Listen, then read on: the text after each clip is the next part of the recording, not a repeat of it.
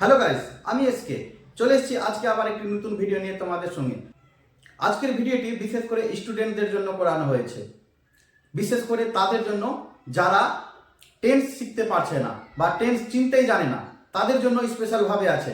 আপনি যদি বড় ব্যক্তি হয়ে থাকেন তাহলে আপনারা নিজের বাচ্চাদের জন্য বা আপনারা যদি খুব শর্টকাট ফর্মুলা বলে দিব যাতে আপনারা খুব সহজেই বাচ্চাদেরকে টেন্স শেখাতে পারবেন। আজকে আমি কয়েকটা ধাপ বলবো যাতে খুব সহজেই বাচ্চারা টেন্সটা শিখে যাবে।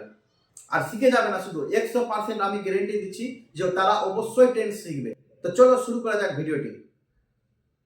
আজকের যে ভিডিওটি হবে সেই ভিডিওটি হবে বিশেষ করে বাচ্চাদের জন্য যারা টেন্স শিখতে পারছেন না বা টেন্স সম্বন্ধে বুঝতে পারছে না যে কোনটা কোন টেন্স, কোনটা কোন ধরনের tense, present tense, past tense, future tense, কিছুই বুঝতে পারবে না যে কোনটা কোন টেন্স। মাত্র 2 মিনিটের মধ্যে আমি তোমাদেরকে টেন্স চিনতে শিখিয়ে দিব, 100% গ্যারেন্টি দিলাম। যদি শিখতে না পারো আমার চ্যানেলকে আনসাবস্ক্রাইব করে দিবা এবং লাইক করার দরকার নাই। আর যদি শিখে যান তাহলে আমাকে লাইক, শেয়ার এবং সাবস্ক্রাইব অবশ্যই করে দিবা, যাতে তোমার বন্ধু বান্ধব এবং অন্যান্য যারা টিচাররা আমার ভিডিওটি দেখছে তারা খুব সহজে যেন বাচ্চাদেরকে শেখাতে পারে। বোর্ডের মধ্যে লেখা আছে, তোমরা দেখতে পাচ্ছ, present tense, past tense, future tense. চিনবো কিভাবে এবার দেখে নিব। খুব সহজে তোমরা বোর্ডের দিকে তাকাও, খুব সহজে চিনতে পারবে।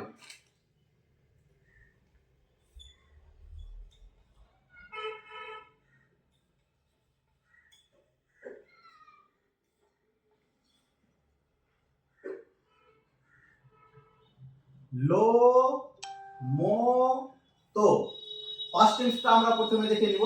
লো মো তো পাস্ট টেন্সে কি আছে? লো মো তো, অর্থাৎ শেষের অক্ষর।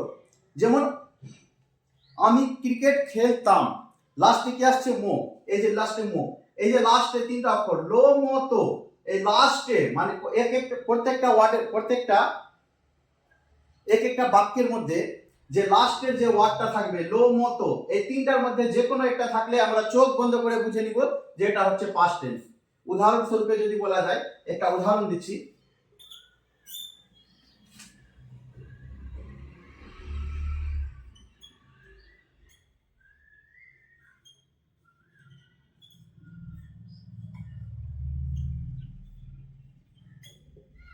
সে স্কুল যেত, উদাহরণটা কি হচ্ছে? সে স্কুল যেত, অর্থাৎ লাস্টে কি আছে? তো। তো আমরা চোখ বন্ধ করে বুঝতে পারবো যে এটা হচ্ছে পাস্ট টেন্স। বুঝতে পারলে আরেকটা উদাহরণ দেখে নিব আমরা।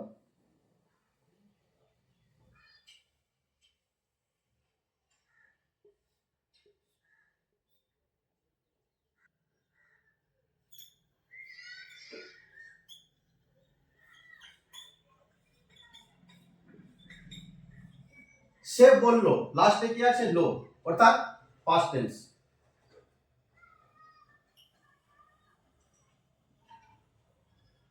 আরো একটা আরেকটা উদাহরণ দেখে নিব আমরা, যে রাজা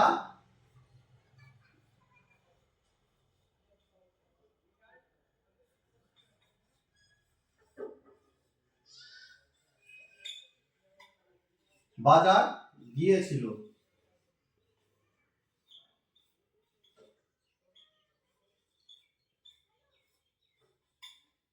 রাজা বাজার গিয়েছিল, লাস্টে কি আছে? লো, অর্থাৎ তোমরা দেখতে বুঝতে পারছো, অর্থাৎ তোমরা বুঝতে পারছো যে লো মতো এই 3টা অক্ষর ছাড়া কিন্তু পাস্ট টেন্স হবে না। অর্থাৎ এই 3টা অক্ষর যদি শেষে থাকে তাহলে তোমরা চোখ বন্ধ করে বুঝতে পারো যে এটা পাস্ট টেন্সই হবে। তাহলে খুব সহজেই শিখে গেলা যে পাস্ট টেন্স আমরা কি কি হয়। তো খুব সহজেই শিখে গেলা যে লো মতো দেখে আমরা বুঝে নিব যে এটা পাস্ট টেন্স। তারপরে নেক্সট দেখবো ফিউচার টেন্স। ফিউচার টেন্স আরো সোজা, মাত্র একটা অক্ষর দেখে বুঝে যাব যে এটা ফিউচার টেন্স। শুধুমাত্র কি? বো, শুধুমাত্র বো, লাস্টে বো থাকলেই আমরা বুঝে নিব যে এটা ফিউচার টেন্স। একটা উদাহরণ স্বরূপে আমরা দেখে নিব।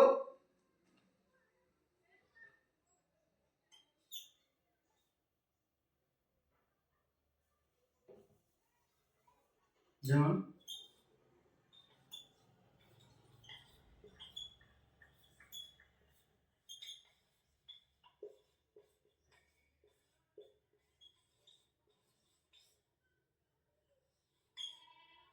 এটা বো আছে কিন্তু।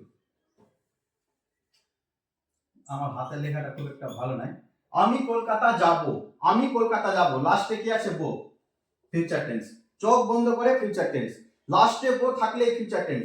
আমি কয়েকটা উদাহরণ মুখে মুখে বলে দিই যে লাস্টে বো থাকবে। যেমন আমি ভাত খাবো, লাস্টে কি আছে বো, ফিউচার টেন্স। যে কোনো ওয়ার্ড হোক, যে কোনো বাক্য হোক না কেন, লাস্টে বো থাকলে তোমরা বুঝে যাবে যে এটা ফিউচার টেন্সই আছে। চোখ বন্ধ করে বিশ্বাস। নেক্সট আমরা দেখব প্রেজেন্ট টেন্স। প্রেজেন্ট টেন্সটা কি, লো মো তো বো, লো মো তো বো, এইটা ছাড়া যতগুলো অক্ষর হয় সবগুলো প্রেজেন্ট টেন্স। লো মো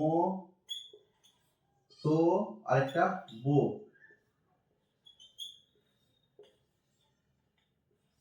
ছাড়া যত অক্ষর সব প্রেজেন্ট টেন্স।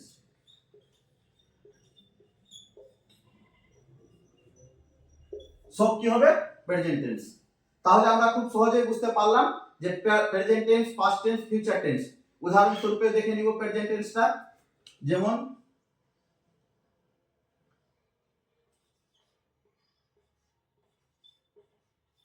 রাজু স্কুল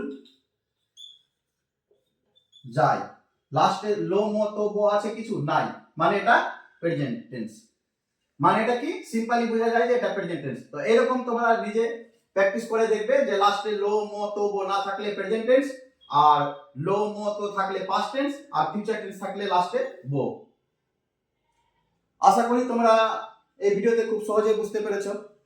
ধন্যবাদ ভিডিওটি দেখার জন্য। ভিডিওটা যদি ভালো লাগে একটি লাইক, শেয়ার এবং সাবস্ক্রাইব অবশ্যই করে দিবা আমার চ্যানেলটিকে।